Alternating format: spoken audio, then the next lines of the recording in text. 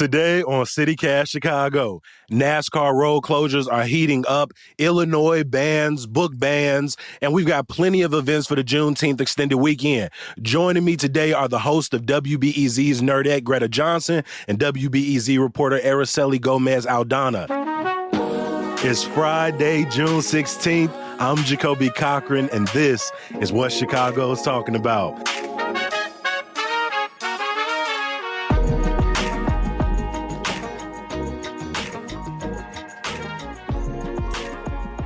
Good morning, Greta. Good morning, Araceli. How y'all feeling today? Hey, glad it's Friday. Good morning. I'm great. Thank you. I am so excited to have these two people on the show today. We recently got to sit down for a Nerdette episode. I'll drop a link in the show notes where we were talking about everything from Sports Illustrated to our skincare routines, where I dropped a picture that had about 15 to 16 products in it. But I want to start...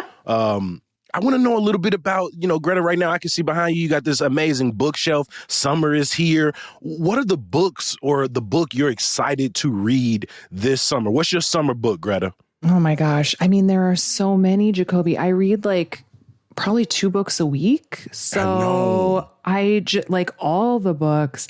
And my whole thing is actually kind of stealing from Tracy Thomas, who hosts the Stacks podcast, but she says any book you read on the beach is a beach read. And I love that. So what I want to read is just I love trash in the summer, what I like to call delicious, junk food. I want something that's just super plotty that I can just cruise through and I don't have to think about too hard and is just a good wild ride. So I'm just excited to read as many of those this summer as possible. But what I will say is I'm especially excited about this month's Nerdette Book Club selection, which is The Adventures of Amina Al-Sarafi. It's by Shannon Chakraborty, and it's about a middle-aged Muslim lady pirate during the Crusades around the Indian Ocean. And it is just so much fun. There are sea monsters, there's mythology, there's a lot of talk of her own spirituality, but she also she sleeps around a lot, but that means she gets married a lot because those are the rules that she's working with. It's just so much fun. I think everyone would like it a lot. So that that's sounds the one amazing. Right? Yeah, it's that such sounds a good time. A good read. And I guess I don't have to ask. We had a sort of back and forth about best summer places, and Simone and I were on opposite sides of the parks versus beaches. But for you, it's a beach read. So I imagine you were for the summer sort of leaning towards reading your book on the beach instead of reading in the park. I mean, I love reading in the park too, though, especially we just moved to Logan Square. So there's all sorts of grassy stuff over here. And just to walk to a grassy area with a blanket and the dog and a book is what a treat, Beautiful. Love Araceli, what is your summer book? Ooh, I have 2, and that's because, first I'd like to say that I get a lot of my inspiration from Nerdette, and for the summer, I love going through ups and downs, so I love reading a really hard, difficult, steal your heart kind of book, and one that's super easy and just you can just bop along. So I'm really excited for Yours Truly from by Abby Jimenez, and it's a really kind of love story. And then one that I got from Nerdette was Stillborn by Guadalupe Nettle, and I feel that one is going to be really good for me to kind of just really go deep. So those are my 2. Yeah, that's awesome. Okay. Yeah. I'm going to go a slightly different route, and it's a comic book series that's dropping this summer. Nice. And it's Eve Ewing's new Black Panther comic. I hopped over to 55th Street yesterday, grabbed both the original copy and the variant version for myself and my homie. I picked it up for both of us. But I'm excited to jump into this. And then more are dropping. The second edition is dropping, I think, in July. The third is coming out in August. And Eve Ewing is going to be at the Silver Room this Saturday at 12 o'clock.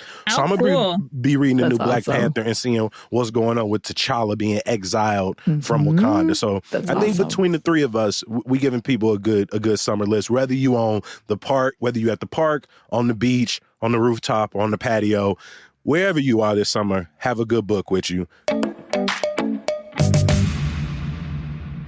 One big story that is on a lot of Chicagoans' minds this week and over the next 2 weeks is the forthcoming NASCAR event. It's the first ever street race in the 75 years of NASCAR, and it's going to be in Chicago near Grant Park from July 1st through July 2nd. But honestly, it feels like it's all ready here. Greta, I want to bring you in here. Right? We've known about this deal now for the better part of a year, I think. But how are you feeling about the road closures, the traffic? I am so glad to hear you ask, Jacoby. I appreciate that. I mean, I think it's going to be a nightmare. I don't know about y'all. Jacoby, you don't drive, right? No. So this is probably, public transit. that makes you a really good person. I feel like traffic, especially in the last month in Chicago, has already been such a nightmare. I mean, this is a conversation Araceli and I even had a couple weeks ago. Like, it already feels so apocalyptic out there. And like Lakeshore Drive, the freeways have all been like between construction and accidents and whatever. They're just like not navigable anymore. So many people are using alternate routes. But like those alternate routes aren't even just main thoroughfares of streets anymore. They're like the random side streets. And I find it so alarming to be like walking the dog down like Cortland or whatever. And it's just like 50 cars, you know, It's so weird. It's awful. It sucks to try to get around in. And the fact that it's already that bad and this NASCAR thing hasn't even happened yet and it's going to be over the 4th of July weekend anyway. It's just like, oh, you know what would make this even worse is a bunch of really loud race cars. Yeah. And I mean, both of y'all at some point in y'all weeks have to make y'all way to the pier, right? That's where WBZ is. And so I imagine navigating Lakeshore Drive has just gotten more and more cumbersome. Araceli, what has that commute looked like from you? How's it transformed in the wake of summer construction season and now loud race cars, as Greta put it? It's completely changed. And I've mentioned it to everybody I speak to. My once peaceful, drive up to the pier. I literally just take DuSable Lakeshore Drive up from Northwest Indiana, and it's beautiful and I love it. And now it's a mess. It's a nightmare. I mean, there's construction, and even when you get closer to downtown, it's just, everything is slow. I have to leave so much earlier, and I am worried about the 4th of July weekend. I kind of don't want to do anything, but I have to be at the pier. So that's going to be fun. And I mean, it's only getting worse. Starting June 28th, going southbound on Lakeshore Drive, you're going to see mergers starting at North Avenue. It's going to turn into one lane at Chicago Avenue. And if you're going northbound starting on July 1st, it's going to start to narrow towards 2 lanes at 47th Street. And you already know Lakeshore has already been horrendous with the Obama Center construction taking place over there. And so it feels like it's just like one start and stop after another. I have to ask, is there any part of you that thinks, like, even though it doesn't feel practical, that this is kind of cool though, right? First ever street race, Fast and the Furious, Need for Speed, Gran Turismo, on the streets of Chicago, ripping around the Buckingham Fountain.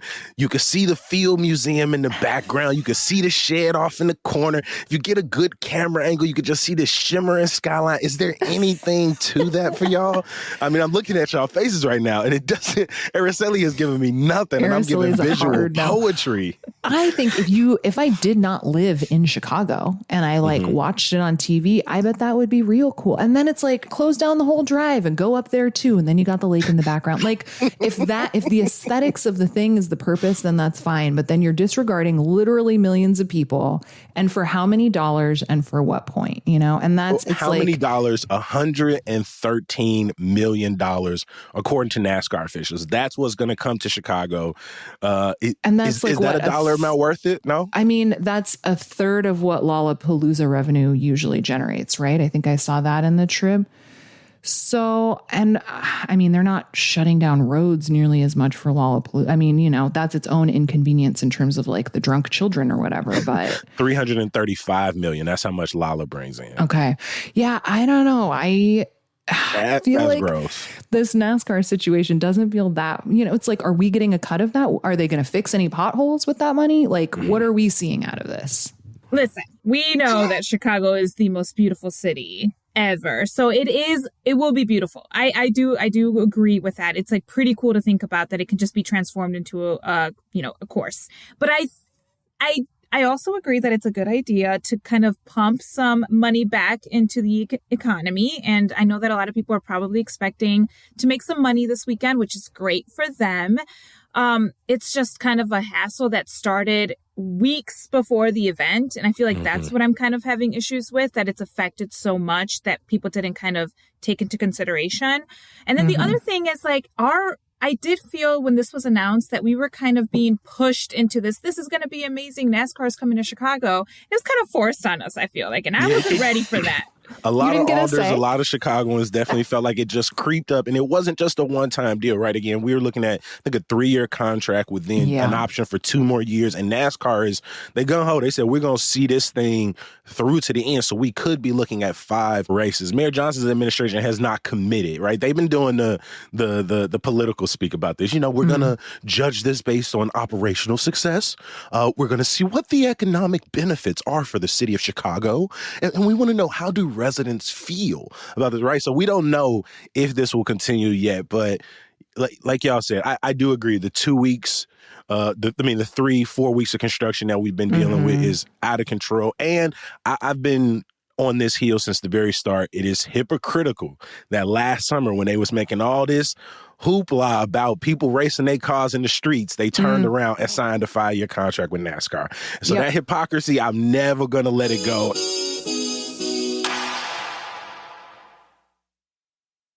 Obviously, with NASCAR construction on the top of our minds, there were some stories that maybe people didn't notice quite as much. And Greta, I want to bring you in here. Illinois became the first state to ban book bans. Can you remind people, you know, what is a book ban? How bad have they gotten in recent years? Well, so the language can get a little confusing because mostly what we're seeing in the United States is book challenges. And then I think there's a question from there on whether or not things are actually banned. When it comes to challenges, the American Library Association has reported that in 2022, they saw a record number of challenges across the United States. Now, they've only been keeping records for about 20 years. But I mean, I think we've all, you know, I think anecdotally, even people probably wouldn't be surprised to hear that book challenges are becoming more and more common, and book bans in a lot of places, including notably Florida, right? Especially in public schools and libraries. And the American Library Association actually also reported that the vast majority of the books being challenged are written by people of color and by LGBTQ authors. So this is definitely a part of sort of like the bigger culture wars that we are seeing. I think what J.B. Pritzker has done is pretty interesting on a number of levels. This is the first state in the United States to have a ban on book bans. And I think it follows with a lot of what Pritzker is doing in terms of taking a stand around making sure that, you know, abortion rights stay here, that Illinois remain a sanctuary state. There are a lot of ways in which the state is really trying to become a progressive bastion. And I think this is the latest one. It'll be interesting to see the extent to which this is like a symbolic gesture. Exactly. But I guess we'll see.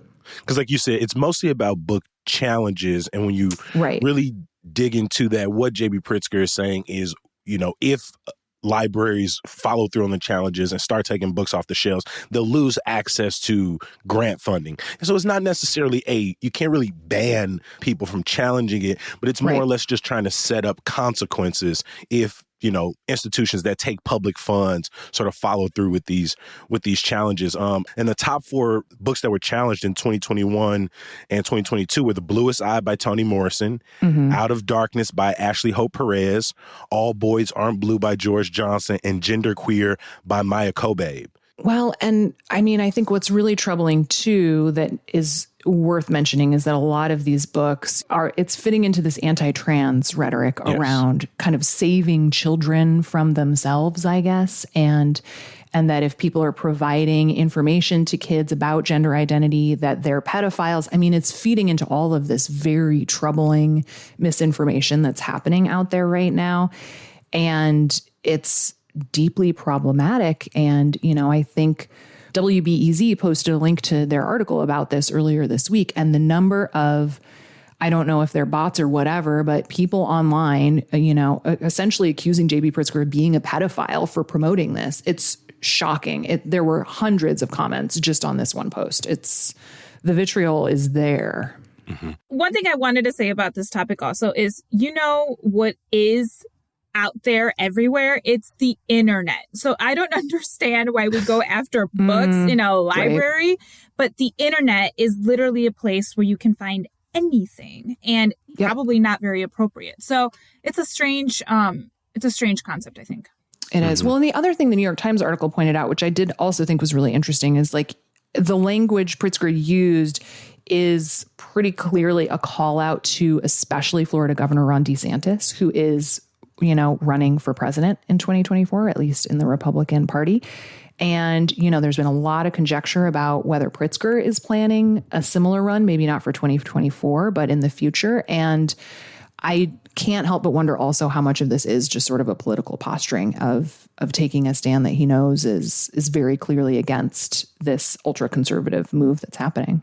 Staying on conversations about things young people really need, and one is access to mental health resources. A new study came out from the University of Chicago that talked about some of the benefits of this early age intervention. Araceli, can you break down the study for us?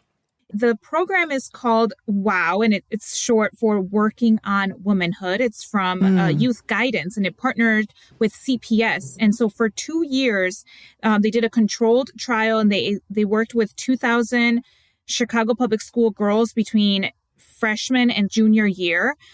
Majority of them, 85% of them, were Black or Latina. So these are, girls of color that they were going to basically therapy, like during the school year. And they used things like cognitive behavioral therapy, acceptance and commitment therapy. And what they realized is that they were very much depressed. They were dealing with anxiety. A lot of them showed signs of PTSD. And with this therapy, they were able to bring all of those numbers down. It's also cost effective, according to the study. So this is one of those things that if we just put our minds together, maybe we can figure this out, because more now than ever, especially with the pandemic and everything going on, access to mental health should be available to everyone. In addition to what these young people are going through, I think the study said nearly 40% of young girls in Chicago public schools experience PTSD and violence-related stress. And that's not only from their interpersonal lives, but it's also they're living in a world that is seemingly always in crisis, right? Whether it's social, economic, cultural crisis.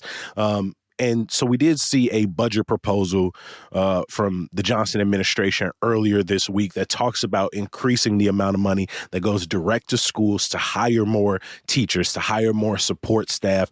And my hope is that we see these numbers actually turn from trial programs into sort of district-wide ways of thinking about mental health, of thinking about early-stage intervention with young people. I don't know about y'all, but I definitely grew up in a house, in a neighborhood, in a time in which even thinking about counseling was sort of replied to with like, what do you have to be worried about? What are you dealing with? What are you going through? And that was simply the language people knew. And so to see CPS stepping up to provide those resources for students is good. My hope is we just see more and more investment. Yeah. And it is, it's a multi-layered, it has to be a multi-layered approach, because even now I do think that there's been a shift in mental health. Like the way we talk about mental health, it's not as taboo. But when you talk about access, there's no access for people if you don't have health insurance. Even if you are in dire crisis, if young people are in a crisis situation, it is very hard to get them help. So being able to bring this to the schools where they're already at, I think it would be a game changer, honestly. Yeah. 100%. Every single episode of CityCast Chicago practically ends the same way. One, that's me sending you over to subscribe to our daily newsletter, Hey Chicago, at chicago.citycast.fm. But every episode also ends with some good news. Something to get you through the next hour, the rest of the day, your weekend. Araceli, what is your good news for our CityCast listeners today? Oh, man. That is such a good question. Araceli, you shouldn't have to think about it. That makes me so sad. Oh, you know what? Okay, this is what I'm going to say. Well, Jacoby, my good news is that I have 0 plans this weekend. And I am so excited about that. 0? You know how much is going on in the city this weekend? There are music festivals, food festivals, marches, bike rides. Y'all don't see her. Araceli has been dancing, again, through all of my visual poetry, just dancing. Nothing. Not a damn thing. Dinner invites? No. Randolph Street Market? No. Randolph Festival? No. Everything. Taste of Randolph? Yeah, Taste of Randolph? No. And all of the things that I got invited to, all of the things that I tried so hard to get a lot of my to-do list done yesterday. I have zero plans, and I am going to enjoy it. Yes. Good for you. That's amazing. So what will fill that time? A book, rest, TV show you trying to catch up on? I want to be outside. I want to be by But don't talk to her if you see her. Yeah, no. Yes, very clear. No, don't. I don't want to, because then if I talk to you, you're going to want to make plans with me. And it's like, zero plans. She says, I give off that energy. People want to do stuff. I don't want to do anything. It's one of the few weekends. I mean, after that, it's like, it really picks up. You guys know. No. You guys know that I'm happy Chicago for in you. the summer. You've got so much going on, right? You're going through traffic hell about 4-5 times a week. You deserve the rest. You deserve the relaxation. Now, if you're listening and you do want to be doing things this weekend, again, check out Hey Chicago for the best in news and events. But also, listen to yesterday's episode where we talked about some of the upcoming festivals in and around Chicago this weekend. Greta, it is your turn. What is your some good news? I also have nothing to do. Another promotion to do nothing when we have all of these summer lists of everything to do. I can't wait. No, I actually hadn't thought of this until just now, but something that happened to me about a month ago, which I haven't talked about much, is that my student loans were fully forgiven because of the public service loan forgiveness program. I was $48,000 in debt, and the government forgave, like, that is a big fat zero right now. And that's because I worked for a nonprofit, including WBEZ, for 10 years and made payments during that time. I have to say this is something that I was like crossing my fingers the whole time, hoping, but also I never thought I would actually get to those 10 years. And it's still just like completely shocking to me that it actually happened. But I mean, it's a game changer for me. And I also think this is a great opportunity to tell people, like, if you work for a nonprofit organization, you can qualify for this. If you need help figuring out the forms, holler. I am here for you. Like, I know it's a lot of legislative and bureaucratic bullshit, but like, it actually worked in my case. And I am just so excited about that. And I want to like shout from the rooftops that it can be possible for you too. No, I'm so happy for you, because I just closed my eyes a few years ago and just turned my back and said, that's brutal. You and the Lord's problem, Joey B. Yeah. Well, look at you. A couple of 10 years, the 10 years it took to get your student loans off, and also 10 years of Nerdette. The amazing podcast that you host, where you always got a fantastic book for people, and it's just great conversation about what the hell is happening in the world. How does it feel to not only be, not in student loan hell anymore, but also being Nerdette heaven? It's funny. I hadn't put those two together, but you're right. They were both 10 years. Nerdette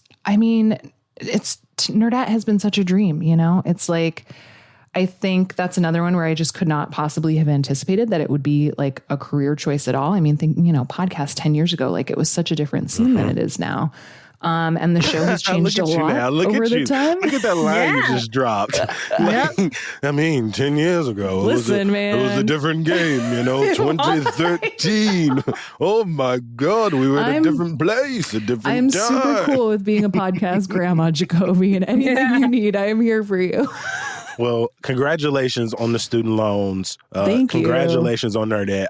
Thank you. But before I do the sad part of letting y'all go with the rest of y'all day, I do want to give my some good news. We have been dropping Juneteenth events all week, and with the extended weekend coming up, I wanted to give y'all a few more for your calendar if you are looking for something to do. If you don't want nothing to do, I understand.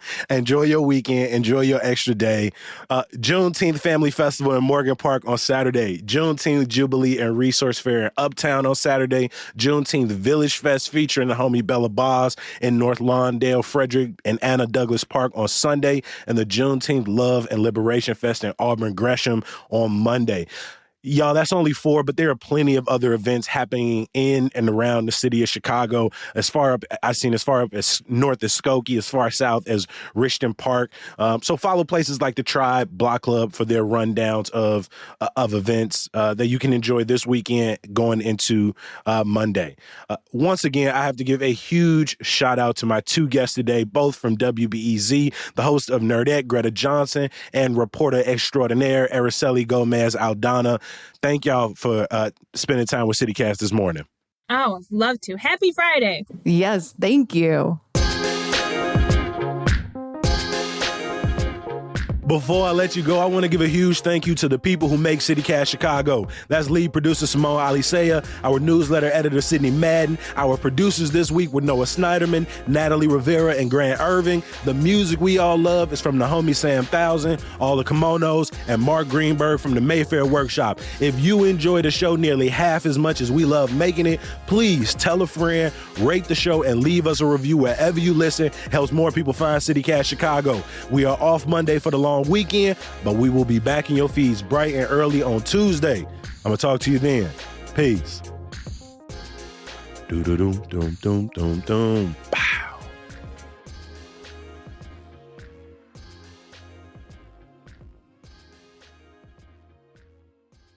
I met a few listeners. They think it's magic. They're just like, how do you just know everything? I'm like, there's a script. There are notes in front of me. You know, when I started listening to NPR, though, like in college, I was like, wow, they're so knowledgeable. And then to then realize there is a script and they know the questions, they know what's going to be asked. Yeah. I'm like, oh, okay.